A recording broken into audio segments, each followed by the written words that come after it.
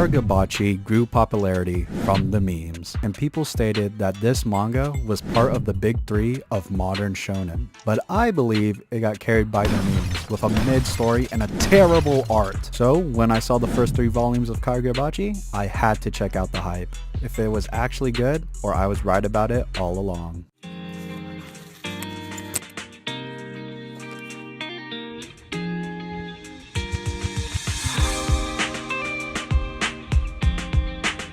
Okay, so I'm currently walking to the park right now because I just want to get out of the house. Currently it's like 93 degrees outside.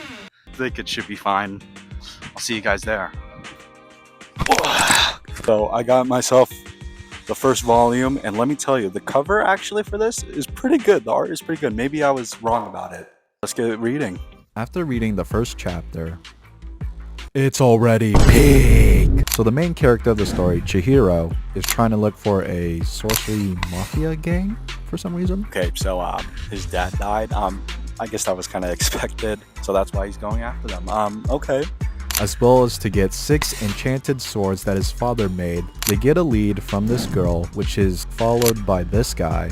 It looks like they found an enchanted sword, which is this? What the freak? And they fight gorgeously. The art is too good! Where did I heard that art was trash, bro? I'm so wrong. Holy, forgive me, guys. After the battle, Chihiro decides to protect her, just like him taking care of his father. Until... What the freak? This sorcerer thing? It just adds a whole nother level to this, to what I thought it was gonna be. They managed to run away because of this guy, which tells about the other whereabouts of some of the swords. We cut back to the dude before, wanting to live differently. Then... What the freak? They killed her, bro. He was about to be a good guy, and they just killed the freaking sister. The boss shows up with one of the swords and fights Chihiro. Okay, so volume 1 of Kagurabachi, it's already good. There's nothing to say, bro. It's actually good. Everything I said was wrong. You could probably click away and now. Just kidding. Please don't.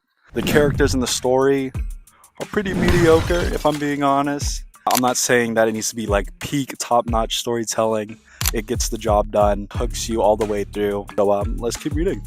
They continue to duke it out, then Azami interrupts the fight, which Sojo successfully kidnaps Char to test her special blood. Then Azami introduced a special team. So we're meeting a gang now? This looks like an interesting cast of characters, so I wonder what they do. This guy right there, this guy looks pretty cool. He's awesome. He reminds me of Usopp. They both work together to kill Sojo and get Char back. Azami teams gangs up on Sojo, which successfully works. Never mind. Chihiro tries to get Char, but the injuries from before pushes him into a corner, and then... Is this a domain expansion? Oh my god, that's so cool. Destroys everyone and everything. We also see Char's backstory, which is... Man, recording's too freaking hard for this, man.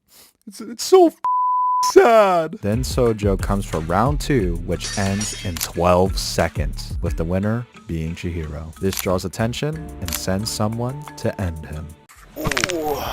Alright, so it is the next day, and we're gonna finish it with volume 3.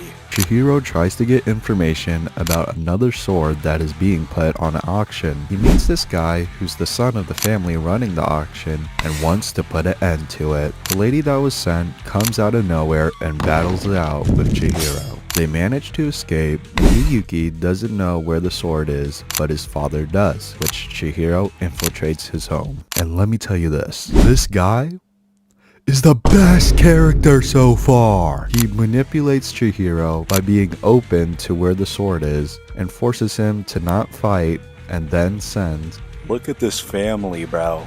Yo. Back to fighting, I guess. They duke it out, and Miyuki gets held hostage by his father, and Chihiro has to make a deal. This is freaking crazy. He traded the freaking son for the sword. He has no swords now. Why would you do that? Then they decide to attack on the day of the auction with... You freaking got the freaking clown sword! Holy crap! So after reading the first two, I was kind of worried. Yes, the art is beautiful and great, but the characters in the story kind of lack depth. I like Char, but the main character, I didn't really care or connected with him. The story was kind of just a revenge plot, which I really didn't care about. All of that got destroyed by Volume 3. The villain pushed Chihiro, which made him realize, like, is he willing to risk people's lives to obtain these swords that he really wants? And now is actually getting some high stakes in the story. Now I'm excited to see what the next chapters have in store. Anyways, I'll see you guys later.